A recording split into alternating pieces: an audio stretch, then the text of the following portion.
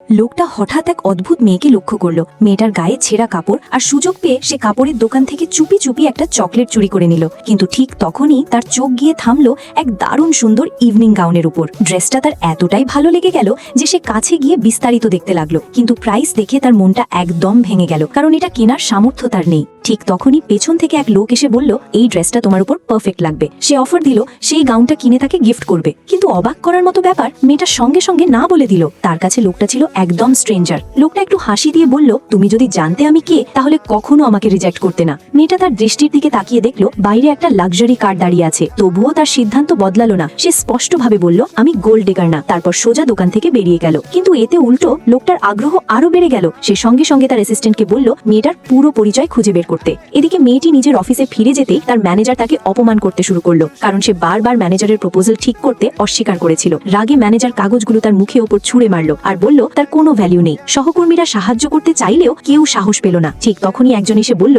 CEO তাকে ডেকেছে। মেয়েটি যখন অফিসে পৌঁছলো তখন সে দেখে সেই একই লোকও সেখানে আছে। সে একদম শক। সিইও জানাল লোকটা তাদের কোম্পানির সবচেয়ে গুরুত্বপূর্ণ পার্টনার। ম্যানেজার তাড়াতাড়ি তাকে ইমপ্রেস করতে গেল, কিন্তু লোকটা সরাসরি বলল সে এখানে মেয়েটার জন্যই এসেছে। সে আদেশ দিল ম্যানেজারকে মেয়েটার কাছে ক্ষমা চাইতে, কিন্তু ম্যানেজার সেটা ইগনোর করে পালাতে চাইলো। ঠিক তখনই অ্যাসিস্ট্যান্ট তার হাত ধরে টেনে ডেস্কের উপর চেপে ধরলো। ম্যানেজার ভয়ে কাঁপতে লাগলো। সে সঙ্গে সঙ্গে মেয়েটার সামনে গিয়ে হাঁটু গেড়ে বসে পড়লো, নিজের গালে নিজেই বারবার চড় মারতে লাগলো আর ক্ষমা চাইতে লাগলো। এই দৃশ্য দেখে সবাই একদম স্টান্ড। এরপর সিইও লোকটার দেওয়া টাকা গ্রহণ করলো এবং মেয়েটিকে বলল এখন থেকে সে লোকটার পার্সোনাল অ্যাসিস্ট্যান্ট হবে। মেয়েটা কিছুই বুঝতে পারছিল না। ঠিক তখনই লোকটা তার কাছে এসে দাঁড়ালো। সে ধীরে বলে উঠলো, এখন থেকে তোমাকে আমার কথা শুনতে হবে। যখনই আমি তোমাকে ডাকবো তোমাকে আসতেই হবে। কিন্তু মেয়েটা এসব সিরিয়াসলি নিল না। সে ভাবলো লোকটা শুধু অ্যাটেনশন চাইছে। তাই যখন লোকটা তাকে ডাকলো সে ইচ্ছে করে ইগনোর করলো আর নিজের কাজ চালিয়ে যেতে লাগলো। এতে লোকটা ভীষণ রেগে গেল। সে সরাসরি মেয়েটার বাসায় চলে গেল, কিন্তু মেয়েটা টেরই পেল না, কারণ বিদ্যুৎ বাঁচানোর জন্য সে লাইট পর্যন্ত জ্বালায়নি। শেষে যখন লোকটা আর ধৈর্য রাখতে পারলো না তখন সে একটা শব্দ করলো। মেয়েটা সঙ্গে সঙ্গে চমকে উঠলো, বুঝতে পারলো তার বাসায় কেউ আছে।